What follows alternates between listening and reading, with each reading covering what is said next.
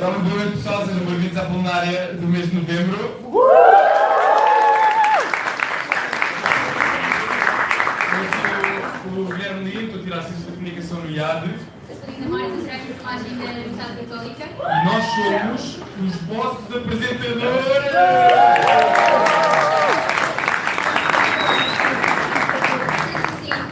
Queremos começar por saber quem está aqui novo, porque eu estou a ver imensas pessoas, não é? Mas quer dizer que há pessoas que estão aqui pela primeira vez. Levantem a mão, bem alto, levantem a mão. Super alto. E é para vocês que não estão aqui sozinhos, tem outras pessoas que estão aqui pela primeira vez. Há aqui muita gente nova, portanto, vocês devem estar a questionar. Exato, o que é o GBU, não é? E também que perguntas? Eu não percebo tudo. O GBU é o Grupo Universitário. É um grupo onde os jovens cristãos e não cristãos podem formular perguntas sobre a fé e sentir que estão no espaço à vontade para mostrar as questões todas que têm. O GBU também age não só em plenárias, mas também em núcleos. Vamos falar mais tarde sobre os núcleos. Pode haver um núcleo na vossa faculdade. Exato, mas antes de darmos essa informação toda, eu acho que é bom nós quebrarmos um pouco o gelo, não é? Já que temos tantas caras novas, imensas pessoas, é bom nós quebrarmos um pouco o gelo. E então vamos jogar no Kahoot. Já jogaram todos no Kahoot? Olha, eu vou-vos explicar uma coisa. Eu ainda não sou rica para pagar o Kahoot Premium, ok? Então, vamos fazer assim. O Kahoot vai funcionar. Vai aparecer as imagens aqui e vocês vão ter se é BI ou se é real. Ok? Vocês têm que votar. E... Ai. Se for ai ou se é real. Então, votem e só dá para 3 participantes, mas isso é um whatever. Porque vocês vão votarem, eu depois vou perguntar quem é que votou real nesta imagem. Vocês vão botar a mão. Quem é que votou em AI? Levantem a mão. E depois vamos regular quem é que acertou. Ok? É só uma cena para quebrar o gelo.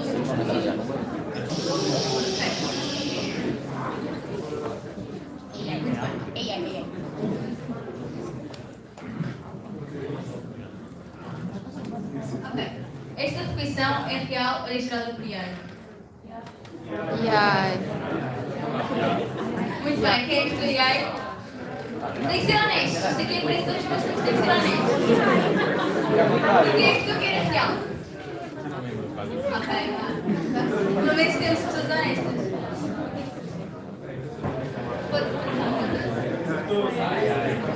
Ok. Vamos ver se esta foto é verdadeira ou não. Sim, verdadeira. Quem é que votou que era AI? Vamos ser honestos. Não? Ok.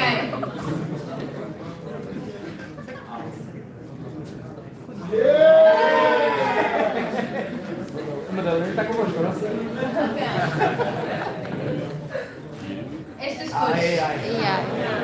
É real. Não, é AI.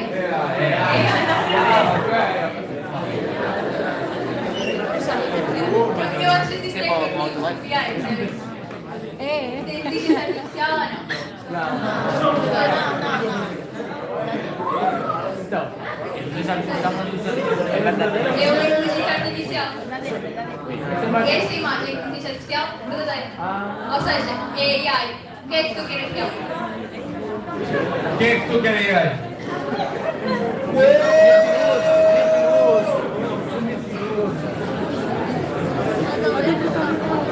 Ok, próxima. AI ou real? Vamos ver. Real. Resposta rápida. Quem é que disse que era falso? Eu ouvi o falso bem alto.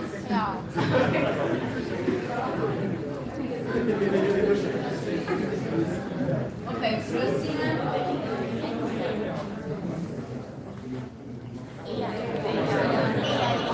É real. Quem é que votou em AI? Isso mesmo. Tem que ser honesto. Vá, penúltima pergunta. AI. AI. Quem é que votou que era real? Quem é que achava que era real? Sim.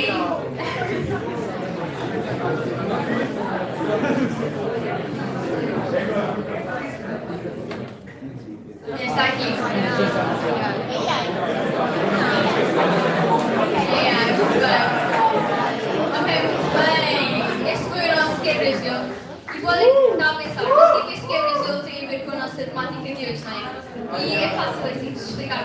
Muitas vezes nós criamos concepções sobre o que os cristãos são ou não e a tentar ditar muitas vezes aquilo que está ou não dentro da realidade cristã. Então, este quebra-gelo foi feito muito por uma temática que está muito presente na nossa vida nos dias de hoje, mas também para nos mostrar que às vezes as nossas ideias não são uma realidade, ou talvez até são. Então, é o que nós vamos falar hoje muito em breve. Mas antes, temos anúncios, não é verdade? Temos anúncios.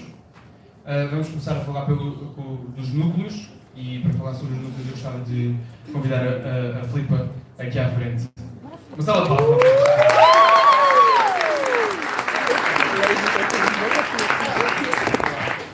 Então, eu vou falar muito, porque faz todo sentido nesta idade de falar sobre isso. E antes de mais, queria convidar a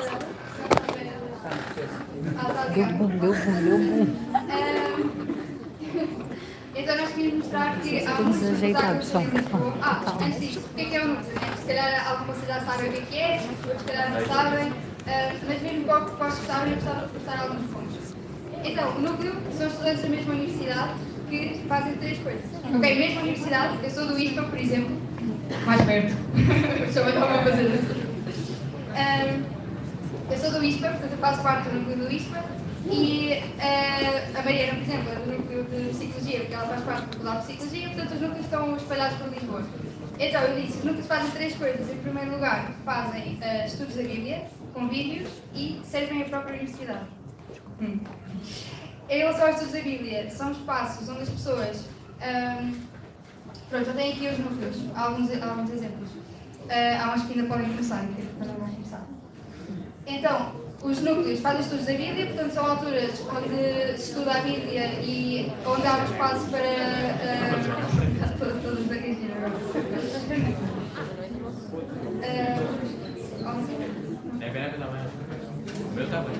Mas pronto, aqui tem alguma pessoa representada do vosso núcleo, da vossa faculdade, ok? Podem falar comigo também e se conhecerem alguma dessas pessoas podem contactar essa pessoa para se juntarem a esse núcleo.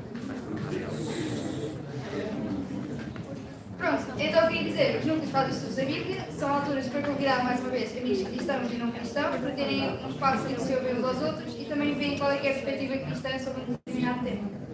Depois, convívios. É um tema também muito importante porque todas as universidades fazem convívios, não é? Mas às vezes é tudo muito corrido e são convívios muito superficiais, as pessoas não se conhecem propriamente, nem têm tempo para estar umas com as outras.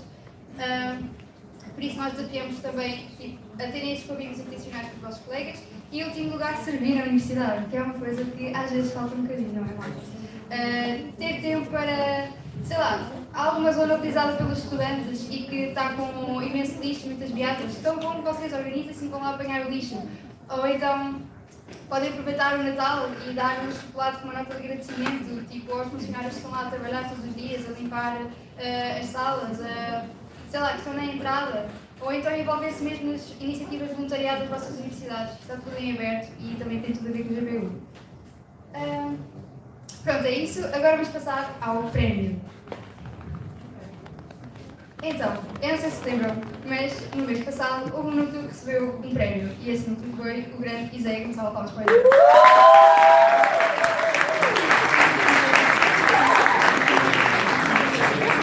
É verdade. E este mês houve outro núcleo que se destacou, um núcleo exato, se destacou e eu gostava muito de poder dar esse prémio. Antes de dizer qual é que é o núcleo, eu gostava de dizer qual é que é o prémio. E podem fazer todas nas pernas. E o prémio este mês é a pedra.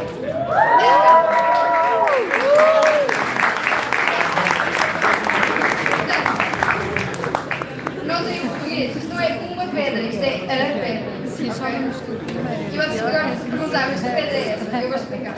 Exato. Então, em Marcos 16, de 1 a 4, diz assim. Marcos é um livro da Bíblia, ok? Depois de passar o sábado, Maria Madalena, Maria, mãe de Tiago, e Salomé compraram perfumes para irem pôr no corpo de Jesus. No domingo de manhã, ao nascer do sol, foram ao túmulo. Pelo caminho diziam entre si: quem nos há de retirar a pedra da entrada do túmulo? É que a pedra era enorme, mas quando lá chegaram, viram que já tinha sido retirada. Pronto, é verdade, tal como nesta história que está na Bíblia, houve um núcleo que não está mais morto, mas que está vivo. Um núcleo que o ano passado não existia, nem havia grupo no WhatsApp, imaginem vocês. Portanto, completamente inexistente, zero, ok? E neste momento são 8 membros. Verdade. E este núcleo é...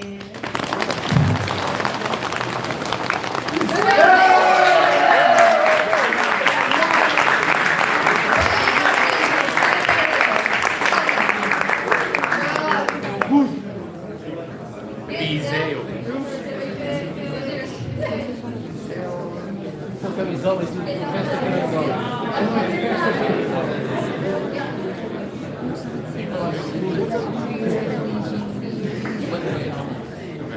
Não,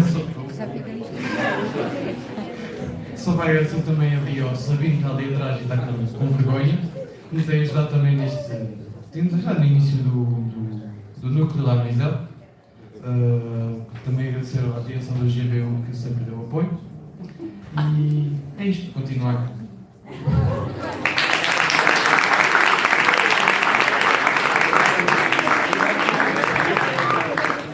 Então, e uma última coisa para fechar este tema dos núcleos, que eu queria dizer, que eu tenho falado com vários de vocês, e isto é uma coisa que acontece naturalmente, ok? Eu estou a estudar psicologia porque isto acontece no ser humano. Que é, nós às vezes temos expectativas que as coisas vão ser como eram antes. Então ouço muitas pessoas a dizerem: o ano passado ninguém respondeu mensagens, o ano passado ninguém apareceu, o ano passado as cenas não correram bem.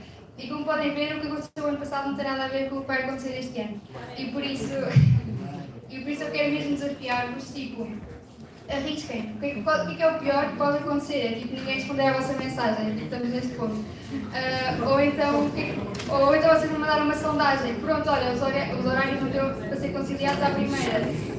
E se vocês tiverem tentado outra vez e tiverem que pedir ajuda, pronto, faz tudo parte, ok? E eu sei mesmo que há vários núcleos que têm pessoas que estão interessadas, mas que estão um bocado presas nesta coisa de mas o ano passado não deu e eu acho que as pessoas não estão interessadas e não sei o que é que eu ia dizer e depois isso ninguém responder. E é só esse mesmo problema e isto deixa-nos de não estar a andar.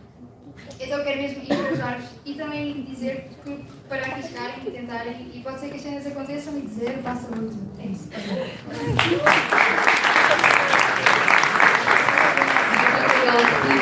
Então já sabem, se têm alguma dúvida sobre núcleos e a faculdade, não, como passou aqui, quem é que está responsável pelo núcleo dessa faculdade, podem falar diretamente com a Filipe. Nós também temos um grupo do WhatsApp, vocês podem entrar e participar para continuarem atualizados. Vamos agora dar mais anúncios e desta vez vou chamar a Inês aqui à frente. Está a Inês. Olá, Inês.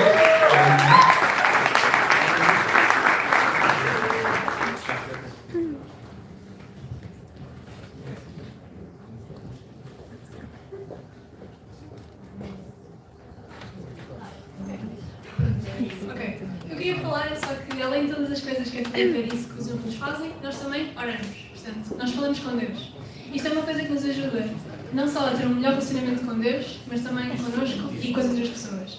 E portanto, o que nós criamos foi os Prayer Buddies, os Prayer Buddies voltaram e vocês podem ver que cada núcleo tem o seu núcleo par e portanto a ideia é um bocado perguntarem às pessoas do vosso núcleo par quais é que são as dificuldades que têm passado, quais é que são as coisas pelas quais podem agradecer e orarem uns pelos outros. Portanto, descobram a vossa faculdade também. Pronto, e agora temos os amigos internacionais. Os internacionais estão de volta, ok?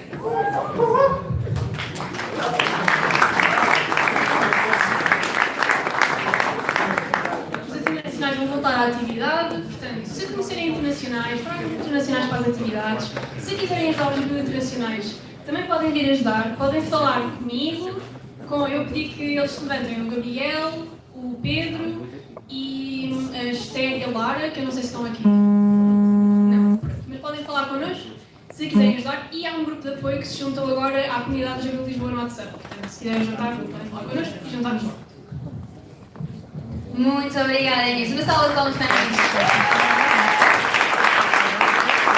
Como puderam ver, nós temos imensas variedades para todos os gostos. estudantes, mas nem só de atividades vive o estudante no GBU, não é verdade? Então, nós, a pensar nisso, temos um site em que vocês podem encontrar o serviço da universidade, aquilo que a Filipa tinha dito, que vocês podem definir o vosso núcleo e fazer. Vocês aqui neste site podem encontrar voluntariado, o que vocês podem fazer, apoio social e saúde mental. E nós queríamos mesmo frisar em relação à saúde mental, porque apesar de estarmos todos neste environment de atividades e igual agora, às vezes isso causa-nos desgaste e burnout e não sabemos muito o que fazer. Então isto é um acesso guiado de como entrar e como fazer. Então acedem ao site do GBU Lisboa. Depois vão ali aquelas 3 barrinhas lá em cima e vai aparecer Eu vou voltar.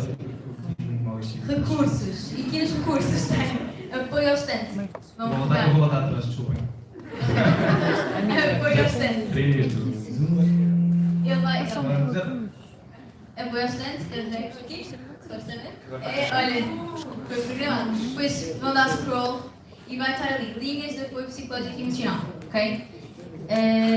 Vai abrir esta aba e está aqui todas as linhas de apoio que se precisarem conversar, porque o GBU realmente não é simplesmente uma família dentro destas 4 paredes. Também queremos ser uma família e amigos vossos fora, então sempre que vocês precisarem de conversar e sempre precisarem de ajuda, podem entrar nestas linhas e não tem apenas as linhas de apoio, tem vários tipos de apoio social também, que vocês podem ter acesso.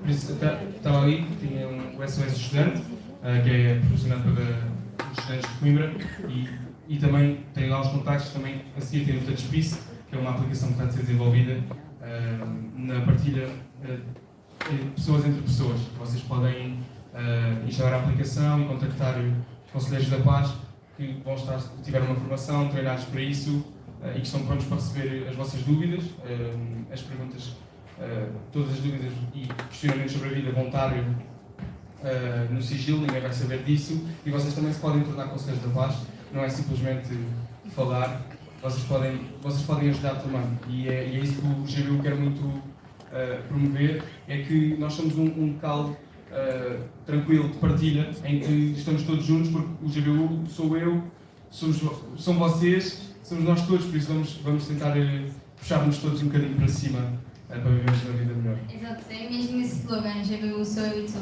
E isso lembra-me algo muito importante. É verdade, é verdade. É verdade. Temos uma novidade que é Olha, agora... rufem os tambores, isto sim que nós estamos lá à espera.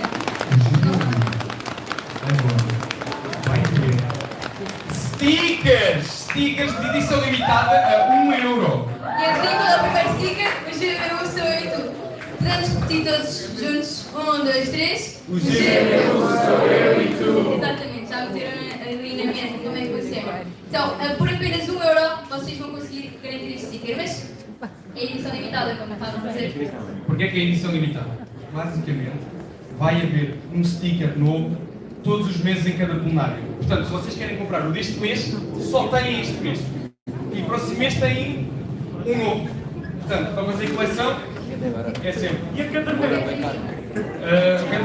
Olha, a minha caderneta é a minha garrafa. Se for a minha garrafa está cheia de stickers, por isso eu com certeza vou comprar e vou colar na minha garrafa, porque eu acho uma maneira muito gira também de não só promover o GBU para as pessoas, como também fazer eventos turísticos, não é? As pessoas veem um sticker e perguntam o que é isto? Então é uma maneira muito bacana. Também podem colocar no vosso laptop, no computador. E também temos, não apenas um sticker à venda, mas também temos, podes passar, um livro! E podes dizer sobre o que é este livro? Não. Não? Ok, eu digo então.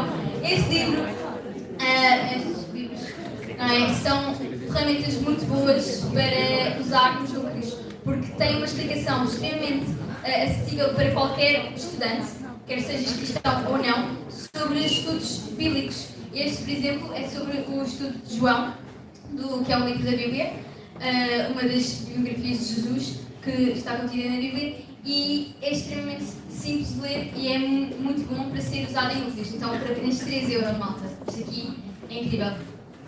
E também temos à venda cookies. não é? Não temos. Não temos. Ah, tem. Estão ali, estão? Temos. Eu olhei. E vocês podem estar-se a perguntar assim, ok, mas porquê que o GBU está a vender coisas? Portanto, com o dinheiro todo que nós vamos arrecadar, permite-nos de poder desenvolver mais atividades para nós todos do GBU usufruirmos. Por exemplo, pá, ajuda para novas coisas para a culinária, ou até jantares. Jantares. Jantares!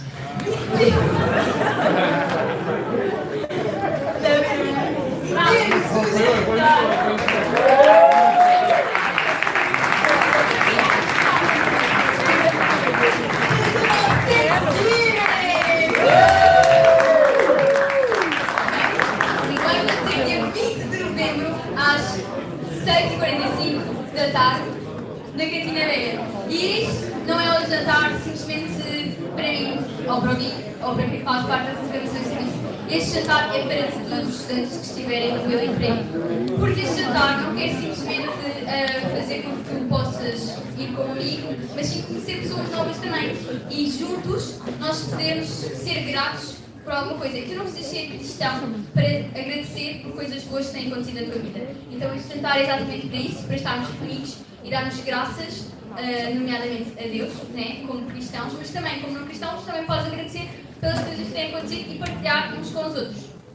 Então, no próximo slide, vocês vão ter aqui acesso exclusivo para o Forms do Thanksgiving, ok? Para se inscreverem.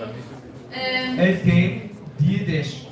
As inscrições são até dia 10, por isso decidam rápido, mas aconselhamos todos a dizer que vai ser um tempo mesmo muito fixe. Vai ser super giro. Então, são muito bem-vindos e podem também divulgar para os vossos próximos amigos. Mas isto aqui já está a ficar muito longo, não é? Mas eu acho que vocês estão aqui nem para não ouvir, nem a ouvir, mas sim. Oh, calma, nós já temos um. Não temos dois, mas temos 3 oradores. 3 oradores. Então, olha, em vez de estarem a ouvir aqui, eu ia falar, infindavelmente, vamos chamar a Maria Lopes, que vai estar a fazer a nossa moderadora de hoje.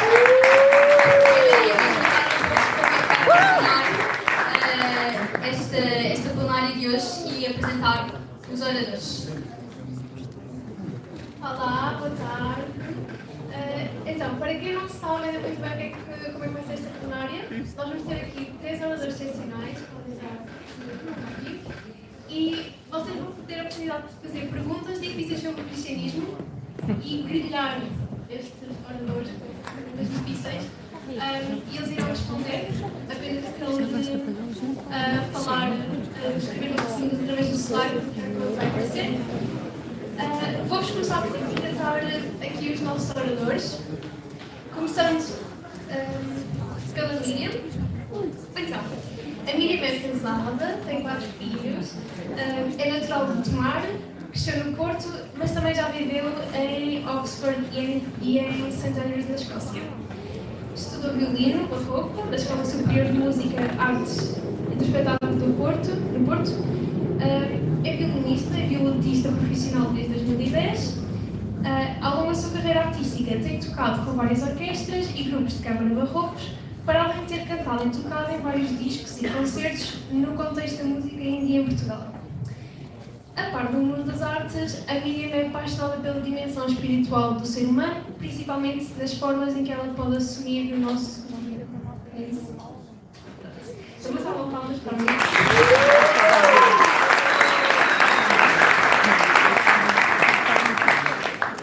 Agora, o Henrique é de Alentejo, é casado também, tem 2 filhas, já agora eu conheci a esposa dele numa plenária de GBU. Fez a licenciatura em Matemática na FUCU, o mestrado também em Matemática na Universidade de Cambridge e o doutoramento em Matemática aplicada às finanças no ISEG. Trabalha atualmente na área de análise de risco de derivados financeiros no BNP Paribas e também como professor auxiliar convidado do ISEG.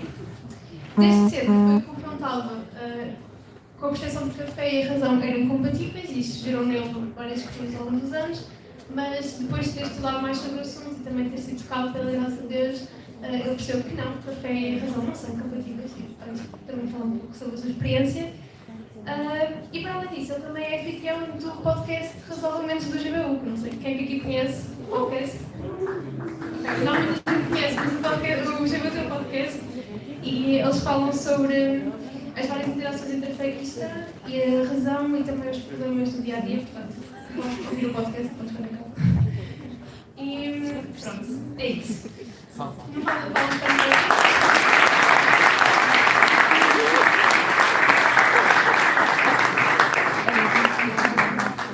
Agora, por último, mas não menos importante, temos aqui o Duarte Dias.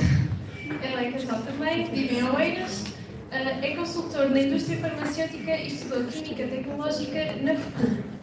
E logo no primeiro ano integrou-se no GBU e na AGA.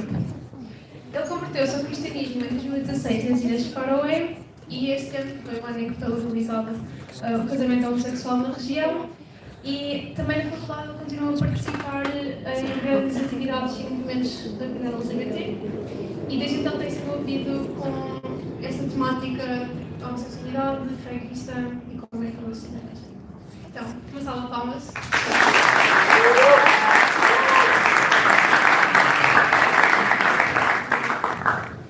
Ok, nós hoje estivemos na Cantina Velha a divulgar esta plenária. Nós fazemos isto todas as plenárias, portanto, se vocês quiserem divulgar e estar a ver o que é que as pessoas não cristãs têm a dizer sobre as várias temáticas, convido-vos a participar dessas divulgações. E nós pedimos às pessoas não cristãs para escreverem os post-its com as perguntas que eles tinham quanto ao cristianismo. Há um vídeo. Ok.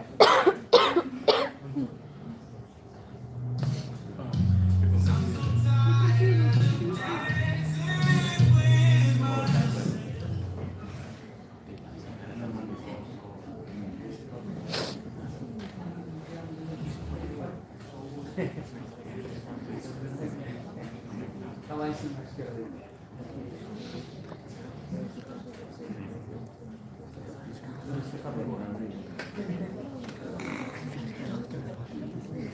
Olá, o meu nome é Inês Pinto, professor de Política e Filosofia e Economia, e a minha pergunta para vocês é: se Deus é seguramente bom, por que existe tanto mal?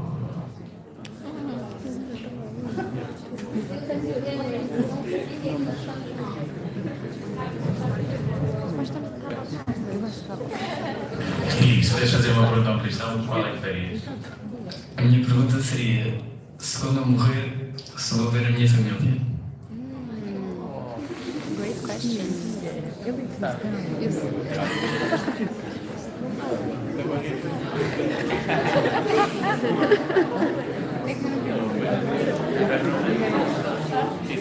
Querem ouvir a resposta?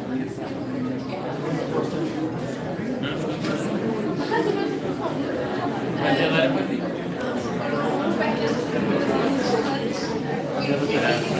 E também temos algumas perguntas em papel nos post-its. E vamos começar com estas perguntas. Podem, portanto, já começando a pensar nas vossas perguntas que também vão ser respondidas pelos nossos colaboradores. E a primeira pergunta que vou fazer é, não todos com atenção, tendo em conta que o cristianismo é uma religião universal, como é que lidam com as outras religiões, especialmente as mais antigas? Olá a todos.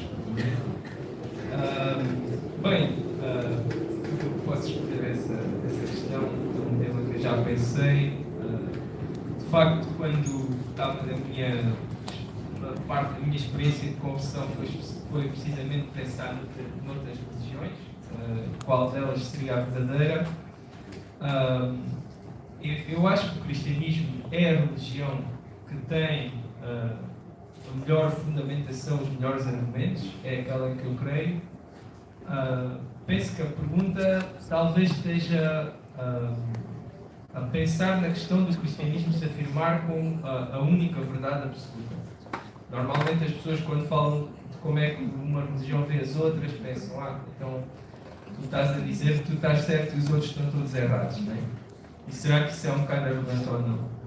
Mas se nós examinarmos as religiões, e até as mais antigas, elas contradizem-se. Elas não podem ser todas verdade. Podem ser todas falsas. Isso podem. Mas não podem ser todas verdadeiras, porque, por exemplo, o Islão diz que Deus não é uma trindade e que Jesus Cristo não ressuscitou. Mas o cristianismo diz que Deus é uma trindade e Jesus Cristo ressuscitou. Portanto, não podem ser as duas verdadeiras ao mesmo tempo. Portanto, exato. Ainda que possam ter a figura de Jesus nas duas, isso é uma boa ponte para outro ponto, que é: eu também não vejo as outras religiões como totalmente falsas, no sentido em que não podem ter coisas verdadeiras no seu sistema de crenças. Ou seja, o Islão diz que Jesus fez milagres, por exemplo. Eu acho que isso é verdade. Portanto, tem uma verdade ali. E outras, e tantas outras. Portanto, depois, um ponto que eu queria fazer sobre Jesus ser o caminho, que eu acho que uma das afirmações mais fortes de Jesus é: eu sou o caminho, a verdade e a vida. E acho que Jesus ser o caminho não é só que há um destino e Jesus apresenta-se como: o diabo é muitos caminhos, mas eu imponho-vos este, mas mais como o destino é a relação com o próprio Jesus, com o próprio Deus, e portanto, por definição, o caminho é essa relação. Portanto, quase por construção, se quiserem, Jesus vai ser o caminho. Era o que eu diria sobre este tema. Não sei se vocês querem acrescentar alguma coisa. Ok, muito obrigada. Vamos passar então para a próxima questão que vem aqui. Se acreditas em Deus, por que é que não amas o outro? Porque procuras excluir e não abraçar o outro como um irmão? Boa noite a todos. Fico muito feliz para primeiro porque eu faço isto porque eu sou pecador. A palavra pecador, no contexto cristão, é, portanto, uma pessoa que faz coisas más. E essa é a primeira conclusão a que se chega quando há um contacto genuíno com a fé cristã. Porque aqui a pergunta fala sobre amar os outros, mas o que é que isso de facto significa numa perspectiva cristã? Qual é o critério? No cristianismo, amar os outros não é só ajudar uma velhinha a atravessar a rua ou partilhar uma publicação fofinha nas redes sociais. Aquilo que Jesus diz, e o próprio mostrou com o seu comportamento, amar uma pessoa é estar disposto e eventualmente morrer por essa pessoa. E Jesus mostrou isso de uma forma muito prática, porque ele não só morreu pelos outros, mas também morreu por quem o odeia. Portanto, este é o critério. E, portanto, eu, quando sou confrontado com este critério, eu não consigo de todo estar lá, porque eu muito facilmente resvalo para a repulsa do outro, seja porque ele pensa de uma forma diferente, ou porque conta de uma forma diferente, ou porque ele se comporta desta ou daquela maneira para comigo. Portanto, sim, eu estou aquém desse paradigma que Jesus veio trazer ao mundo, mas há aqui uma ressalva que me dá esperança, que é o facto de que Jesus apresenta-se como um Salvador. E então eu posso olhar para o mal que eu faço com a esperança de que posso confiar em Jesus e no seu sacrifício na cruz para poder ser salvo deste mal eternamente.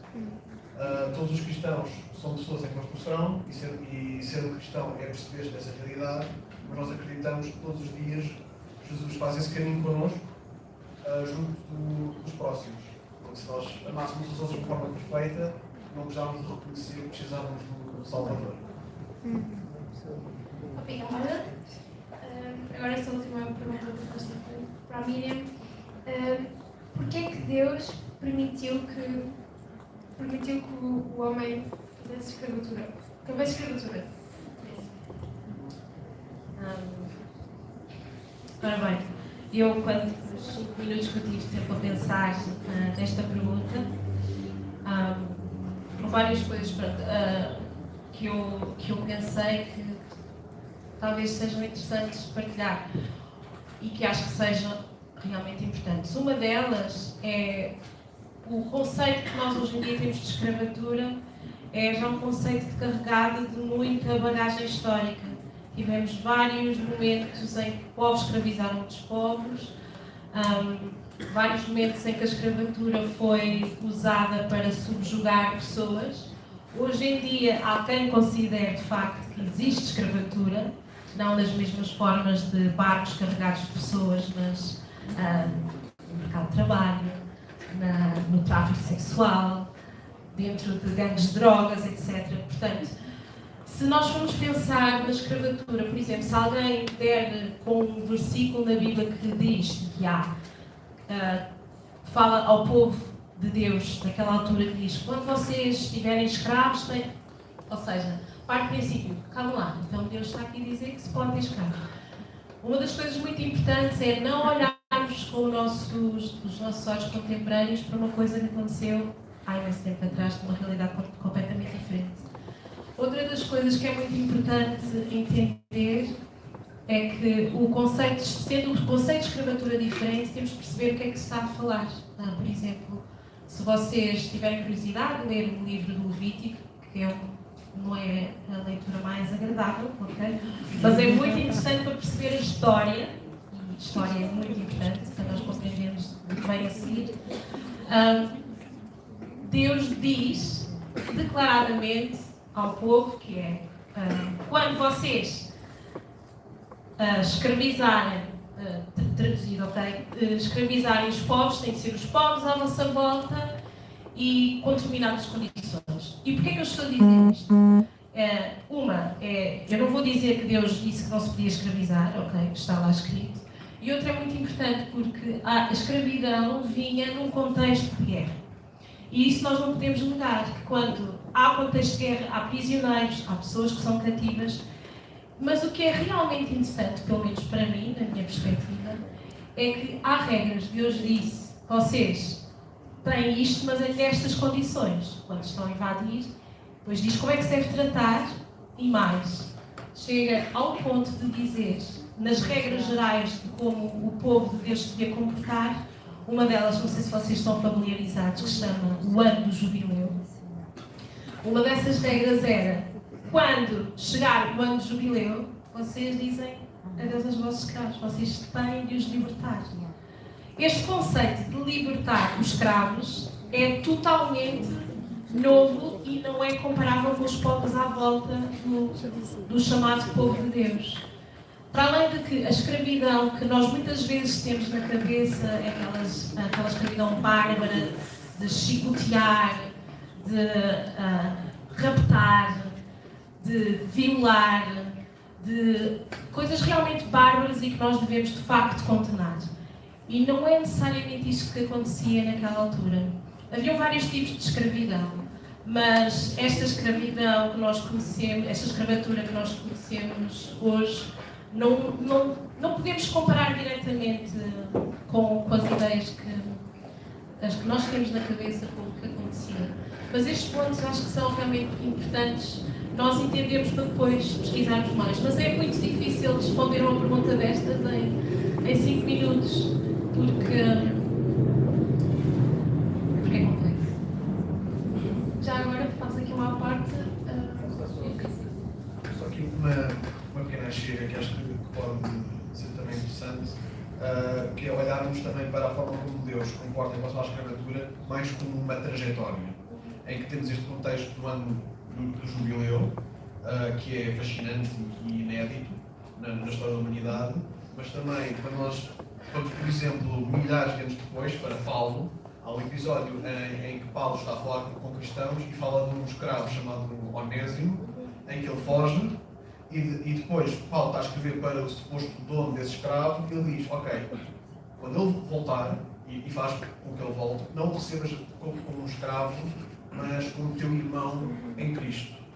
Portanto, esta noção, novamente, absurdamente inédita para a altura, de agora já não há senhor nem servo, agora somos todos irmãos em Cristo. Mas vocês podem estar a perguntar: ok, porreiro, mas porque é que isso não foi logo assim no Antigo Testamento, não é? Deus meteu logo essa ideia e pedimos para o Pai se calhar algum sofrimento. Eu tenho uma história que se calhar pode ajudar a perceber, e calma, não é uma história sobre escravatura. Só para perceber aqui, nós temos aqui algumas pessoas que já foram líderes de acampamentos ou de retiros, e esses acampamentos e retiros tiveram um conjunto de regras, certo? Do género: há esta hora para dormir, há esta hora para começar a refeição, há esta atividade que vai começar a esta hora. Ora, o meu pai, ele foi chefe dos escoteiros na década de 80 e ele diz que uma das grandes conquistas pedagógicas que ele teve na altura foi limitar o número de cigarros que os miúdos podiam fumar para 2. É estranho, não é? Miúdos de 14 a 18 anos só podiam fumar 2 cigarros por dia. Porquê que isso foi uma conquista? Porque na altura, fumar era uma coisa que era tão intrínseca na população portuguesa, que as crianças fumavam, e se ele quisesse parar aquilo de repente seria impensável, seria impossível, impraticável. Então, houve esta trajetória também para que nós hoje em dia podemos achar um bocado absurda a ideia de crianças fumarem. E depois uma coisa interessante que acabou por acontecer foi houve um acampamento nacional e quiseram proibir fumar de todo, e depois houve um incêndio. Porquê? Porque houve muitos que estavam a fumar. Portanto, Deus também foi um pouco assim. Portanto, não foi uma coisa súbita, porque Deus sabia com o que é que estava a trabalhar. Deus trabalha sempre com pessoas falhadas. E então há esta trajetória progressiva que Deus tem com a escravatura. E é por isso que nós hoje em dia temos figuras como o Wilberforce e o Martin Luther King, que promoveram, através de valores bíblicos, a igualdade social que nós muitas vezes hoje podemos promover em Desculpa, só para terminar uma coisa, para terminar este assunto, e pegando um bocado aquilo que já falámos de o conceito, o que é ser um homem que falha, o que é ser um homem, como digo homem, digo mulher, ok? O que é que isso significa? Há um pormenor muito interessante aqui deste conceito do ano de jubileu, em que as pessoas eram obrigadas a darem liberdade aos seus escravos, usando a palavra escravos, é que o povo de Deus nunca cumpriu o ano do jubileu. Então, a minha pergunta é, vocês acham que eles se libertaram dos seus escravos? Isto deve-nos fazer pensar. Deve-nos fazer pensar. Obrigada. Já agora, só uma parte. Todas as perguntas são perguntas difíceis, complexas. É provável que não fiquem às vezes esclarecidas na sua totalidade. Portanto, no final do plenário podem falar com os nossos oradores, que eles terão muito gosto em falar mais profundamente sobre qualquer uma das vossas perguntas. Então, agora vamos responder àquelas perguntas dos vídeos que vimos há bocado. Entretanto, podem já ir acedendo aqui ao slide para vocês fazerem as vossas perguntas. Para quem não se lembra, vou repetir as perguntas dos vídeos. A primeira pergunta é: se Deus é soberanamente bom, por que é que existe tanto mal?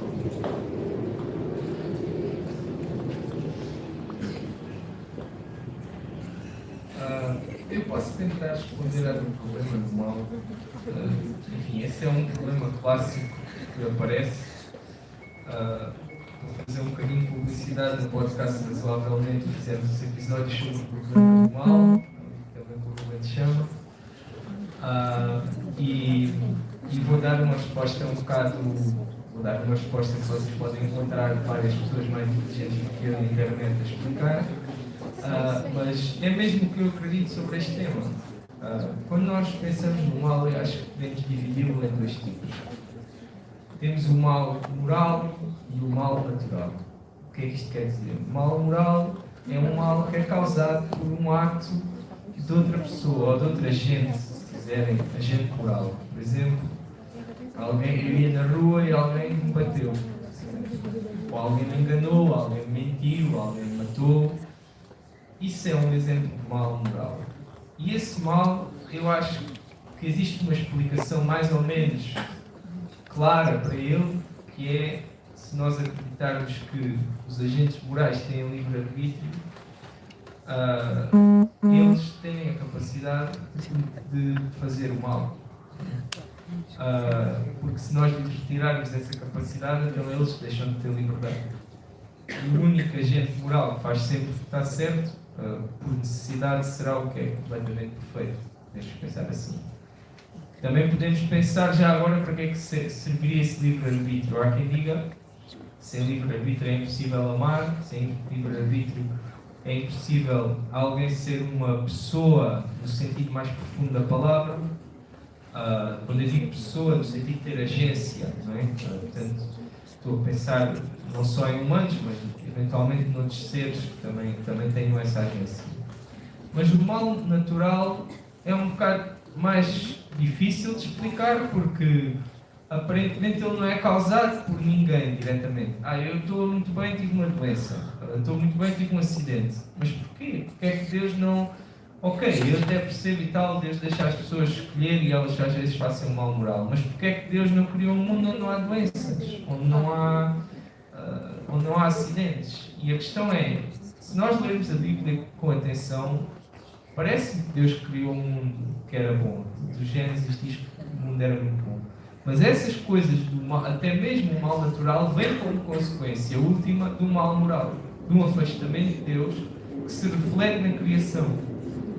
E depois vem outra dimensão acima que é: porque é que Deus às vezes para o mal? Por exemplo, a gente acredita, eu acredito que os milagres são possíveis, até posso explicar isso noutra pergunta se quiser, e que não têm qualquer contradição com ser uma pessoa racional.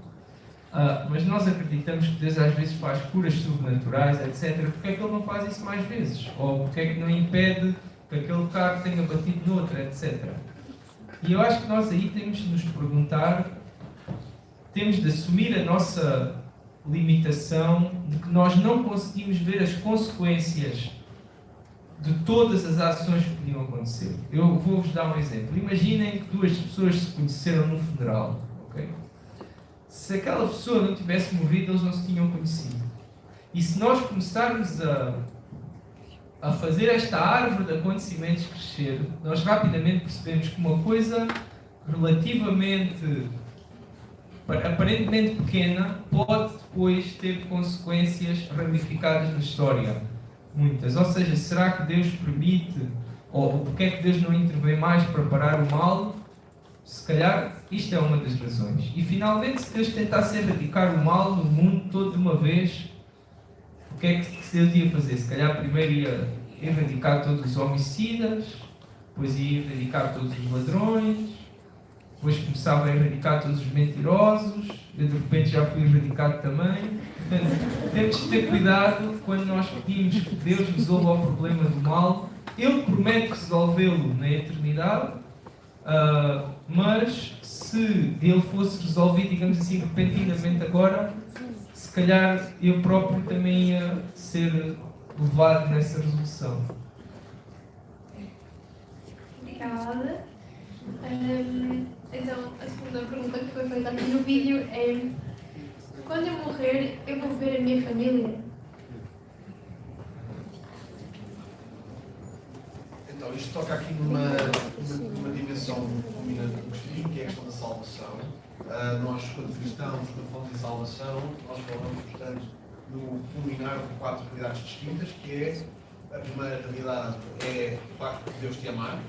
Deus ama de uma forma pessoal. E de uma forma intencional também. E tu tens a liberdade de reagir a esse amor de uma forma consciente. Ou não. E o não reagir a esse amor de uma forma consciente é aquilo que nós cristãos chamamos de pecar. Esse pecar, portanto, esse mal que eu e tu fazemos de uma forma consciente, cria uma separação, como acontece com todas as nossas relações. Só que, tendo em conta que Deus é um ser eterno, dá-se essa separação, torna-se uma separação eterna. Mas apesar disso, Deus, que te ama tanto, Ele enviou o seu único filho para morrer por ti.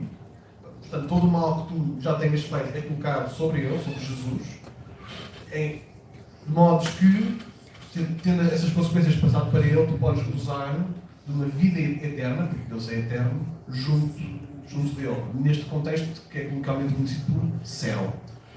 Portanto, posto isto, é importante perceber que, ao contrário daquilo que acontece muitas vezes na nossa cultura, que normalmente a realidade espiritual de cada um é uma herança familiar, ou seja, eu sou cristão porque os meus pais são cristãos, ou eu sou desta religião ou desta espiritualidade por causa da influência dos meus pais. É importante compreender que, obviamente, a Bíblia diz que nós devemos honrar os nossos pais e a Bíblia valoriza a família, mas é importante sempre perceber que a escolha de seguir Jesus é uma escolha que é pessoal. Os meus pais não vão seguir Jesus por mim, os meus amigos, os meus irmãos não vão seguir Jesus por mim. Portanto, isto é uma convicção que tem que ser pessoal. Porque Jesus relaciona-se de forma pessoal, relaciona-se com cada um de nós aqui. Portanto, se tu has de ver a tua família, eu pessoalmente, eu francamente não sei. E isto é uma alerta que a Bíblia levanta, que é não tentarmos assumir automaticamente quem é que vai estar no céu ou não. A Bíblia diz que nós vamos ser surpreendidos. Portanto, mais vale termos essa cautela. Portanto, se tu tiveres familiares que não são cristãos, continua a ser fiel a Deus, continua a ser um exemplo disso, porque de facto nós não sabemos a mínima ideia do que é que pode estar a passar no coração da pessoa. Nós sabemos é que Deus é justo, Deus vai julgar-nos a todos por aquilo que nós fizemos de mal e pelo bem que nós não fizemos, e Deus dá uma escolha e a oportunidade a todos de o seguir através do sacrifício de Jesus.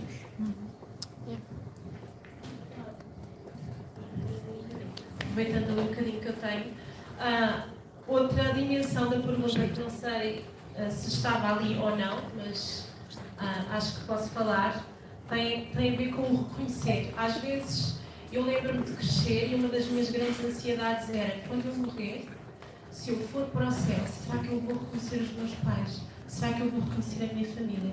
Isso era uma coisa que me tirava muita paz. Eu pensava muito, mas eu vou ter no céu, vou ter muitas saudades da minha família. E é legítimo pensarmos nisto. Eu não tenho a resposta, mas há uma história que é contada na Bíblia de uma pessoa que vai para o céu e tem um diálogo com uma pessoa que ela reconhece. Para mim, isso traz-me muita paz. Outra coisa que traz-me muita paz é saber que eu não sei tudo e há coisas que eu não vou saber. E isso traz paz no sentido que não estou no controle de todas as coisas. E não estou no controle de todas as coisas porque creio num Deus misericordioso. Isso significa que a dimensão da minha vida que eu não consigo controlar está nas mãos de alguém que tem todo o controle, que é misericordioso, que me conhece, que se preocupa, inclusive se preocupa com a minha família. Portanto, isso é algo que me traz a mim, pessoalmente, muita paz. Muito obrigada. Temos aqui duas questões muito votadas, agora, questões do slide, questões feitas por vocês, relacionadas com política, e eu vou unir as duas, então se calhar podem falar das duas em conjunto. Uma das perguntas é, posso ser cristão e comunista? E a outra pergunta é, porquê que os cristãos se aliam tanto politicamente à direita?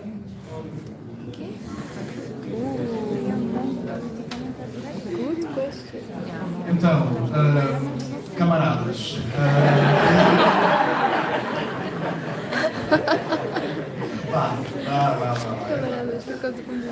uma coisa que acontece sempre ao longo da história da humanidade é haverem movimentos, sejam políticos, sociais, culturais, artísticos, etc., cuja intenção vão inevitavelmente entrar em contacto e encontrar pontos de contacto com a cosmovisão cristã. E isto não é surpreendente, porque nós cristãos acreditamos que Deus criou todas as pessoas à sua imagem e semelhança, o que significa que cada um de nós, mesmo que não seja cristão, tem, digamos, uma pequena assinatura de Deus que nos faz, até certo ponto, ecoar alguns dos seus valores. Portanto, relativamente à primeira pergunta, existem pessoas que eu conheço, aliás, que estão na minha igreja, que são cristãs e são comunistas. Portanto, obviamente, eles fazem uma triagem, que é uma triagem que nós fazemos quando votamos num partido político. Aliás, um dos grandes clichês deste tema é o cristão, quando está num partido político, é uma pedra nos sapatos, e tu deves ser uma pedra no sapato, independentemente de onde quer que tu estejas. Portanto, obviamente que há aqui uma triagem de valores que é feita no que toca ao comunismo, porque inevitavelmente há bandeiras do comunismo que vão contra, digamos, a ortodoxia cristã, e há bandeiras do comunismo que vão a favor da ortodoxia cristã. Portanto, eu percebo perfeitamente que haja cristãos que olhem para o comunismo e de alguma forma se identifiquem. Aliás, Portugal até é um caso bastante curioso, porque se nós olharmos para regiões como, por exemplo, o Alentejo, costumava-se dizer que o alentejano tem que ter sempre 3 coisas, que é a licença de caça, o cartão do PCP e uma imagenzinha de Nossa Senhora. Portanto, existe esta realidade em Portugal e, portanto, um cristão, feita a justiça, pode olhar para os valores comunistas até 7 pontos e identificar-se com ele, como acontece com todos os outros partidos políticos. Agora, porque é que há muitos cristãos que estão na direita? Eu penso que há razões históricas para isso, porque historicamente na Europa Ocidental os cristãos normalmente olham mais para a direita conservadora como um contexto em que podem criar uma legislação que apoie os seus valores, mas isso não é necessariamente uma coisa dogmática, porque existem também aulas cristãs e outros partidos políticos. Portanto, isto é na parte mais conservadora, mas também existem, por exemplo, acho que exatamente no PS existe uma aula cristã, conservadora também, mas que economicamente tem outros valores. Portanto, a minha perspectiva é, não existe necessariamente um quadrantezinho político que seja só para os cristãos, porque, e é isso que nós vemos ao longo da história, de haver cristãos em ambos os lados da baliçada política a ser coerentes e a serem exemplo. Portanto, sim, acho que não existe necessariamente um contexto político específico que seja ungido e santificado para nós cristãos estarmos lá. Quero só dizer uma coisa muito rápida sobre a direita, que é... Não, eu sou do Alentejo, mas por acaso acho que não tenho nenhuma dessas coisas que então, é assim. Por acaso já tive, mas não vou dizer qual das 3. Então é assim. Em relação só uma coisa rápida em relação à questão da direita. Eu acho que uma das razões sobre a história é que, se nós formos ver na Europa, a maior parte dos países tinham um Estado cristão, criaram tradições cristãs. Podemos dizer que às vezes eram autoprocessados cristãos e não praticavam o cristianismo, enfim, mas para todos os efeitos era um Estado cristão com tradições cristãs. A direita tende a associar-se muito a questões, a uma posição mais conservadora, mais de tentar ir buscar até identidades nacionais hoje em dia, ou seja, é normal que uma pessoa, por exemplo, digamos, mais nacionalista de um país europeu, se forem ver, normalmente tende a ser do cristianismo e da denominação dominante nesse país. Em Portugal, católico, na Grécia, ortodoxo, etc. Na Inglaterra, protestante. Portanto, existe essa razão histórica. Se calhar, se formos para outras partes do mundo, onde outras religiões eram dominantes, e se calhar não vai ser assim. Obrigada. Vamos passar para a próxima pergunta. Eu vou reformular, porque não vai ser exatamente o que está aqui, mas porquê é que para algumas pessoas é mais fácil aceitar a existência de Deus do que para outras pessoas? Não sei se a pergunta foi clara.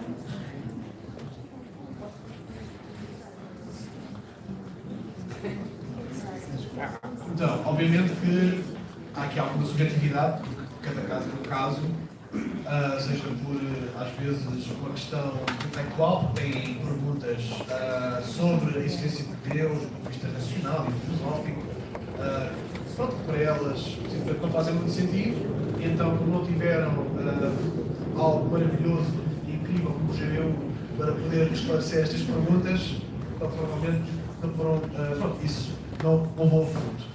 Outras vezes, eu acho que isso é o mais frequente, é que há uma ideia de que o cristianismo, eu para me tornar cristão, significa que eu tenho que dizer, tenho que concordar com isto ou com aquilo, e isto ou aquilo, normalmente são concepções estereotipadas, eu não gosto, portanto eu não quero ser cristão. E é isso que eu falo às vezes com os meus colegas de trabalho, eu me apresento como evangélico, eu digo, ok, então se o Bart é evangélico é porque eu gosto do Trump. E eu não quero ser evangélico, e se ser evangélico é gostar do Trump, eu não quero ser evangélico. Independentemente da opinião que cada um de vocês vai ter sobre o Trump, ser evangélico e gostar do Trump não são realidades consecutivas. Portanto, às vezes também é preciso clarificar isso, não é? Dizer que, olha, ser cristão e homofóbico não é algo que seja necessariamente consequente, ou então ser cristão, porque tu podes ser cristão e adorar a ciência, podes ser cristão e poder participar nesta ou naquela realidade, portanto, às vezes pode haver essa associação. Ou então, às vezes, é simplesmente falta de informação, às vezes histórica e arqueológica, sobre, por exemplo, a veracidade da Bíblia, a veracidade da ressurreição. Pronto, mas é para isso que há eventos destes e é para isso que estamos cá. Eu concordo. Mas também há outra dimensão, que é a dimensão cultural. A nossa civilização ocidental, talvez graças ao iluminismo e outras correntes que vieram racionalizar a sociedade, no sentido de trazer questões que separavam o pensamento algórico, o pensamento vigente, o pensamento religioso e depois o pensamento racional, vamos chamar assim. Então fez com que a nossa sociedade ocidental se afastasse de uma dimensão espiritual que outras culturas têm mais presente no seu cotidiano. Ainda hoje em dia é totalmente impensável perguntar-se a um asiático ou um africano se Deus existe. É cultural. Para eles Deus existe. Não vou aqui dizer qual é o Deus, mas existe. Há uma proximidade com a dimensão espiritual muito diferente que nós aqui no Ocidente temos. Isso também deve-nos fazer ter mais perguntas, mais do que aquelas que passam na comunicação social e nos comentadores da televisão. Houve um filósofo, e agora esqueci-me do nome, que em 2007 lançou um livro que se chama Secular Age, Charles Taylor, acho eu. Charles Taylor. E que agora vou tentar reproduzir a frase, mas dizia algo assim como: quando a dúvida, quando não querer passa a ser uma opção, começas a duvidar e a perguntar: será que há algo mais? Ou seja, quando numa sociedade secularizada que se separa totalmente da dimensão espiritual, tem isso como um dado adquirido, começa-se a perguntar: mas então é só isto? Ou haverá algo mais para além disto? Isto deve-nos levar a pensar, de facto, que uma coisa é dizerem que não existe Deus, outra coisa é tudo perguntar: mas será que não existe Deus? Então, tentando responder se é mais fácil, porque é que é mais fácil uns crerem em Deus e outros não crerem, eu não sei responder porque é que é mais fácil. Há um pormenor que a fé cristã tem, que são os dons espirituais. E o que é que isso significa? Que há, de facto, pessoas que têm uma capacidade de crer sobrenatural, que nós chamamos o dom da fé. O dom da fé pode ser explicado como alguém que sabe, tem uma revelação de que é. Isto é sobrenatural, mas é importante falar porque é uma dimensão que, se tu estás à procura de coisas, estás à procura de perceber como é que a fé cristã funciona, procura mais sobre os dons espirituais, o que é que isso significa, e vais encontrar, de facto, isto do dom da fé, que pode explicar o que muitos cristãos dizem. Não é que eu não saiba explicar, mas eu sei que é. Não invalida que se deva explicar, e é muito importante saber porque é que se crê, mas há esta dimensão sobrenatural de saber que é. Obrigada. Vou fazer agora outra pergunta que está a ser muito votada. Não tens medo de teres devotado a tua vida a algo que não seja real, nem que seja algo como Deus é errado ou até a religião é errada, que seja um desperdício de tempo? Eu não sei se isto é a intuição certa, mas acho que perceber. Eu estou-me a lembrar da famosa aposta de Pascal, né? Ou seja, não sei se já toda a gente ouviu ouviu isso, mas não eu vou reproduzir, que é... Sim, às vezes eu posso pensar nisso, mas eu de facto aí não estou a dizer que nós devemos querer por uma questão puramente utilitária de apostar, mas de facto acho que para mim é uma coisa que me ajuda em momentos às vezes de dúvida ou de sei lá, de incerteza, de fraqueza, vamos pôr assim. Podemos pensar desta forma: se eu viver de acordo com o cristianismo e estiver errado, eu perco no máximo alguns... Isto pensando cristianismo contra ateísmo. Ou seja, perco no máximo alguns prazeres mundanos.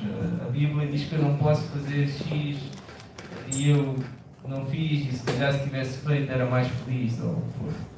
Perco alguma satisfação. Mas se eu estiver correto, ganho a vida eterna. No entanto, se eu viver contra o cristianismo, ou viver assumindo que Deus não existe, eu vou ter um pequeno ganho, talvez estes tais prazeres que eu falei há bocado.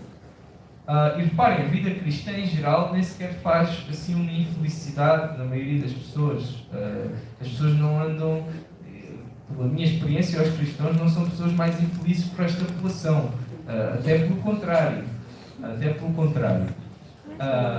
Mas se eu viver de uma forma que assume que Deus não existe, e se eu estiver errado, eu posso perder a vida eterna.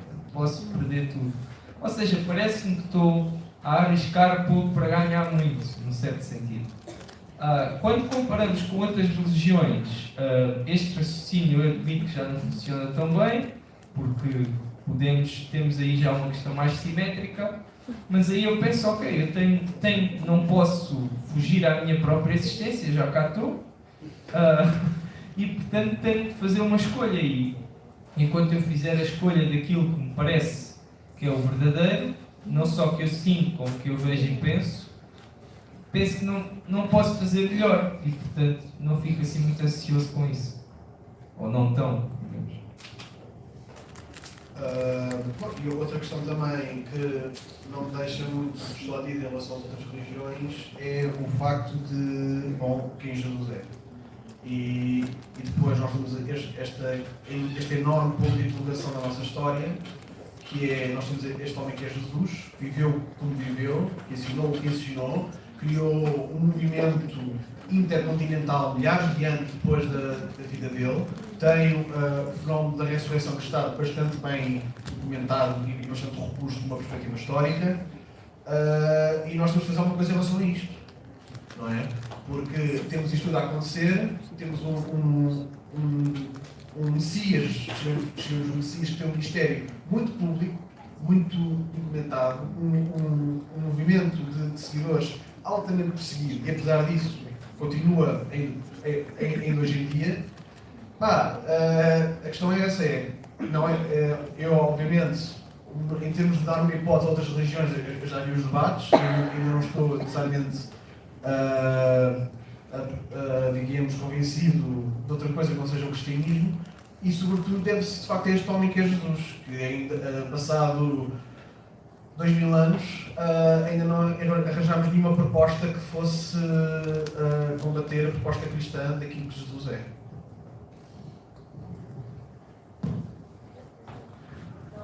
Eu só queria dizer que eu não tenho alternativa. Na minha vida eu não tenho alternativa.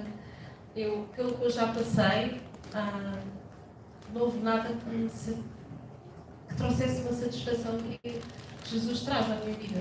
Não tenho outra maneira de dizer. Então não seria considerado como uma perda de tempo. Acho que alguns cristãos aqui também não achariam que ser cristão seja uma perda de tempo. Não. Última pergunta, infelizmente.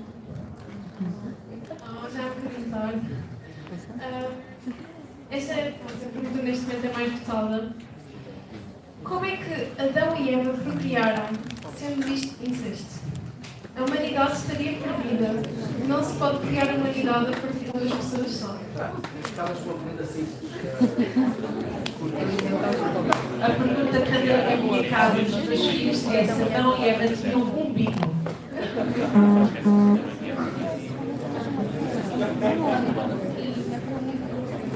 Dizer alguma coisa.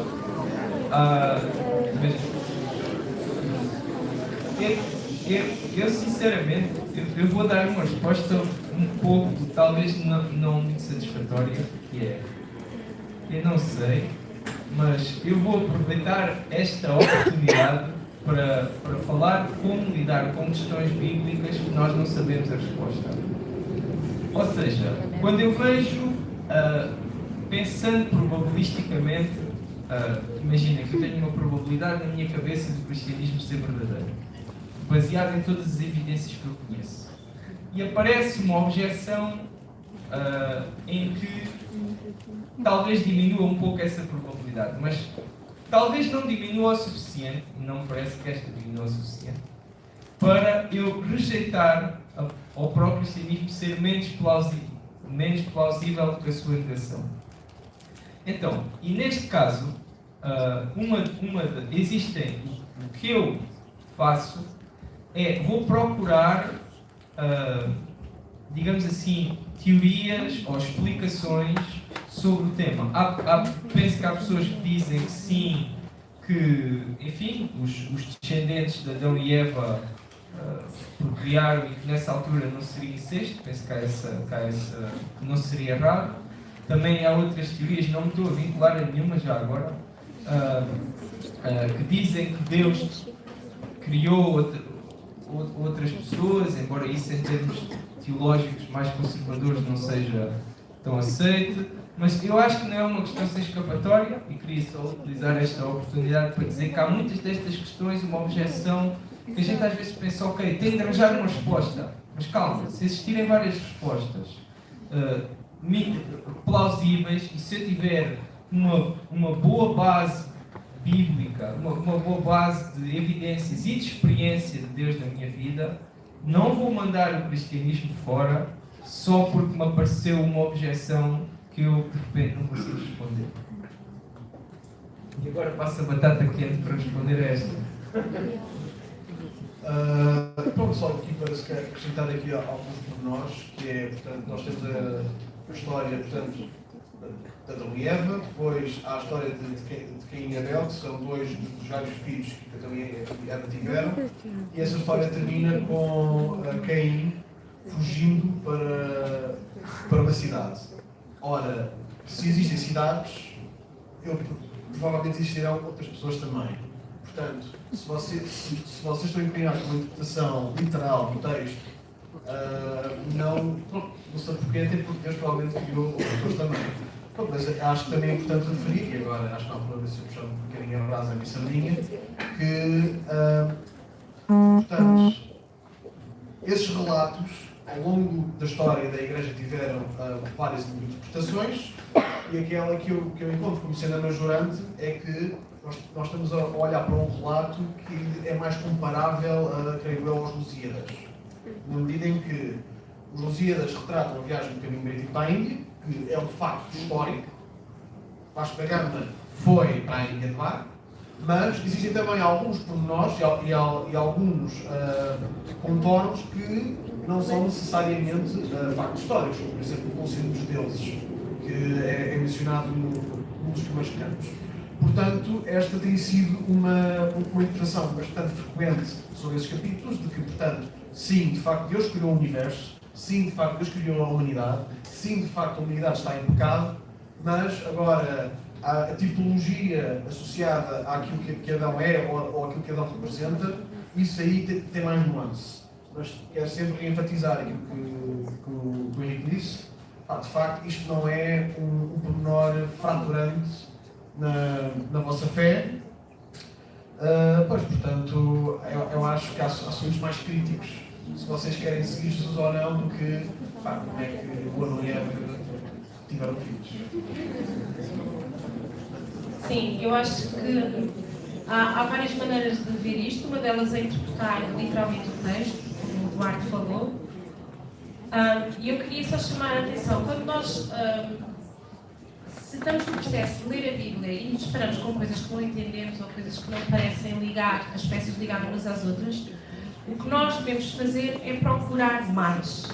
Existem departamentos de teologia em várias universidades que são muito bons, com académicos que se tomam de facto muito tempo a estudar estas coisas, especialistas em línguas semíticas, especialistas, ou seja, árabe, aramaico, as línguas da zona e da altura.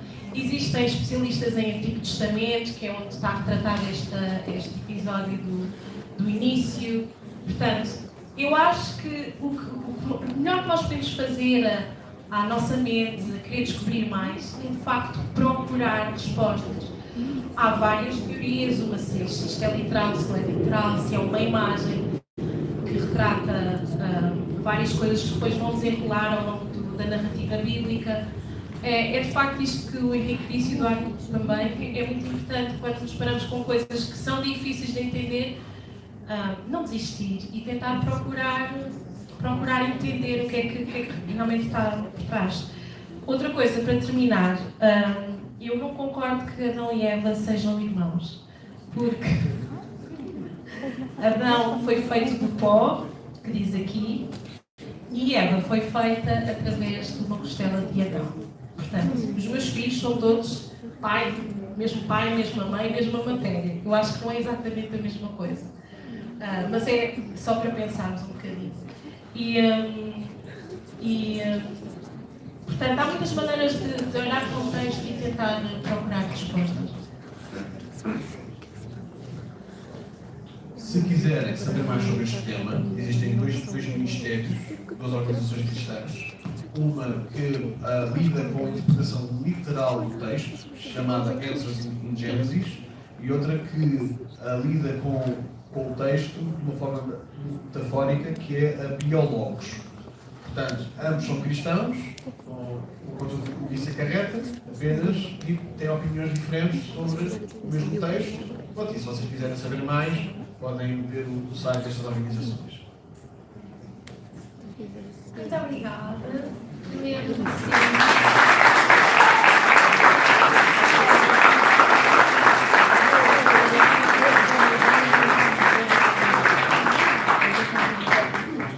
Muito obrigada aos professores. Agora vamos chamar os apresentadores.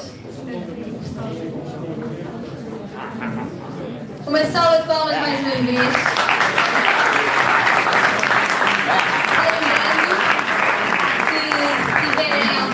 Sobre alguma das perguntas que não foram respondidas durante esta plenária, podem vir falar com os nossos oradores. E se tu não és cristão e tens imensas dúvidas e curiosidades sobre a Bíblia e gostarias de estudar mais sobre isso, nós temos um grupo de WhatsApp que chama-se Só para Céticos e Curiosos. Então podes ter livre acesso e estudar a Bíblia sendo não cristão. E aprofundar-te um pouco mais sobre estas questões que às vezes vêm à tua mente e perguntas que queres saber a resposta e não sabes e não consegues entender, como os nossos oradores estavam a explicar, muitas vezes a parte literal do texto ou a parte mais metafórica do texto, e sim, aqui nós temos um estudo só para céticos e curiosos. Então, agora, neste momento, gostaria de chamar aqui o Samuel. O Samuel vai estar a orar e explicar o que é uma oração. Então, o que é orar? Orar é simplesmente falar com Deus. E é isto, basicamente. Porquê é que nós oramos? É a verdadeira questão. Então, nós oramos porque reconhecemos que somos pequeninos e que sem o Redentor não somos nada. E Jesus é esse Redentor. Amém. E nós costumamos fechar os olhos e acordar as nossas cabeças em sinal de referência. E assim nos adorar. Bom Deus e Pai, obrigado porque Tu és bom todo o tempo, Senhor, e a Tua misericórdia não falha, Senhor. Obrigado porque Tu cuidas sempre de nós, Senhor. Obrigado porque a meio da semana podemos reunir-nos, Senhor, para falar mais sobre Ti, Senhor, e conviver com amigos, Senhor, e também perceber mais sobre o que é que Tu requeres na Bíblia, Senhor. Ajuda-nos a ser mais como Jesus, Senhor, e que realmente os nossos colegas, a nossa família, os nossos amigos possam ver que nós somos diferentes e que possam procurar imitar-nos, porque nós estamos a procurar imitar Jesus. Mostra-nos a Tua boa, perfeita e agradável vontade, Senhor, e que sejas também no convívio a seguir, no jantar, nos alimentos que vamos tomar, Senhor. Dá-nos uma semana abençoada e que a mesma graça que nos alcançou possa também alcançar os nossos filhos. Em nome de Jesus. Amém.